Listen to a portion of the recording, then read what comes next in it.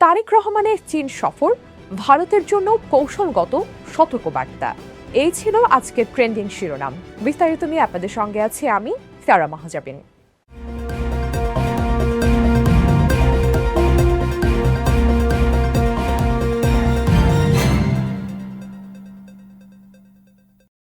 বাংলাদেশের প্রধানমন্ত্রী তারেক রহমানের প্রথম বড় বিদেশ সফর চীনে সম্পন্ন হওয়ার পর ভারতীয় ডিপ্লোম্যাটিক নিরাপত্তা মহলে উদ্বেগ বাড়ছে।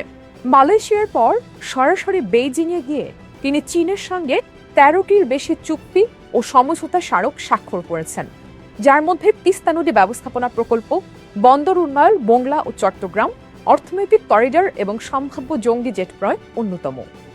ভারতীয় দৃষ্টিকোণ থেকে এই সফরকে বাইপাসিং ইন্ডিয়া হিসেবে দেখা হচ্ছে।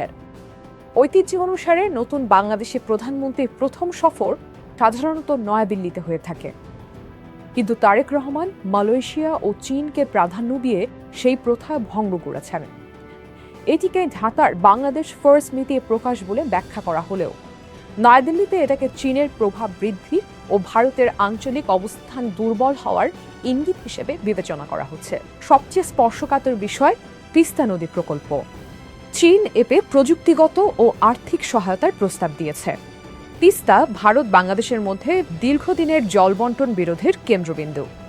চীনের সম্পৃক্ততা শিলিগুড়ি করিডোরের কাছাকাছি এলাকায় বহিরাগত শক্তির উপস্থিতি বাড়াবে, যা ভারতের উত্তর পূর্বাঞ্চলীয় নিরাপত্তার জন্য ঝুঁকি তৈরি করতে পারে। ভারতীয় গণমাধ্যমে খবর এসেছে যে বাংলাদেশ চীন থেকে ২৪টি J-10FE মাল্টিরোল ফাইটার জেট কিনতে পারে। এছাড়া চীন মিয়ানমার বাংলাদেশ অর্থনৈতিক করিডর প্রস্তাব এবং বেল্ট অ্যান্ড রোড ইনিশিয়েটিভের BRI অধীনে আরও সহযোগিতা ভারতের জন্য নতুন চ্যালেঞ্জ।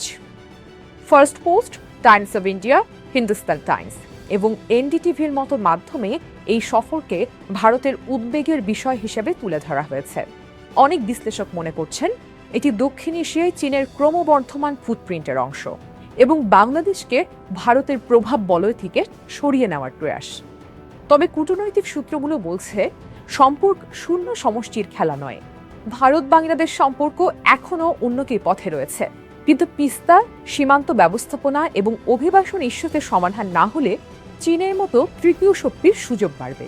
তারেক রহমানের চীন সফর শুধু অর্থনৈতিক সহযোগিতা নয়, বাংলাদেশের বহুমুখী কূটনীতির স্পষ্ট বার্তা।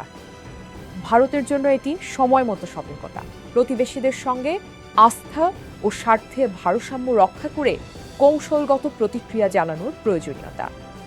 অন্যথায় দক্ষিণ এশিয়ার ভূ রাজনৈতিক সমীকরণ আরও জটিল হয়ে উঠতে পারে। আজ এ পর্যন্তই। আগামী পর্বে নতুন কোনো বিষয় নিয়ে আবারও হাজির হব। সে পর্যন্ত ভালো থাকুন, সুস্থ থাকুন।